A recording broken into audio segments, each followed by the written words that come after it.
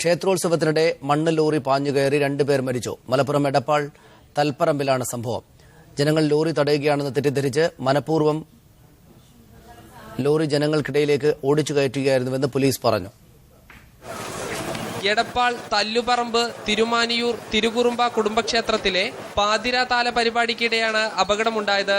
മണ്ണ് കയറ്റിയ വാഹനങ്ങളുടെ പരിശോധന പോലീസ് നടത്തുന്നതിനിടെ പോലീസിന്റെ കണ്ണുവെട്ടിച്ച് രക്ഷപ്പെട്ട വാഹനമാണ് ജനക്കൂട്ടത്തിലേക്ക് പാഞ്ഞുകയറിയത്. തൽക്ഷണം 2 പേർ മരിച്ചു. തല്ലുപറമ്പ് സ്വദേശികളായ അമ്മു, ബിനീഷ് എന്നിവരാണ് മരിച്ചത്. പന്തങ്ങളുമായി ഒരു കൂട്ടം ജനങ്ങൾ ലോറി തടയുകയാണെന്ന് തെറ്റിദ്ധരിച്ചാണ് ലോറി ജനക്കൂട്ടത്തിലേക്ക് ഇടിച്ചു കയറ്റിയതെന്ന് ഡ്രൈവർ മൊഴി നൽകിയിട്ടുണ്ട്. ആളുകൾ കൈകെട്ടി കാണിച്ച് നിർത്താൻ ആവശ്യപ്പെട്ടത് വണ്ടി നിർത്തിയിട്ടില്ല. നിർത്താതെ ഡ്രൈവർ അമിത വേഗത്തിൽ വാഹനം ഓടിച്ചുകൊണ്ട് ഇടിപ്പിക്കുകയാണ് ചെയ്തത്. ഒരാൾ സ്പോട്ടിൽ വെച്ച് മരണപ്പെട്ടിട്ടുണ്ട്, മറ്റൊരാൾ ഹോസ്പിറ്റലിൽ കൊണ്ടുപോകണ വഴിക്കാണ് മരണപ്പെട്ടുള്ളത്. ഡ്രൈവർ കസ്റ്റഡിയിൽ ഉണ്ട്.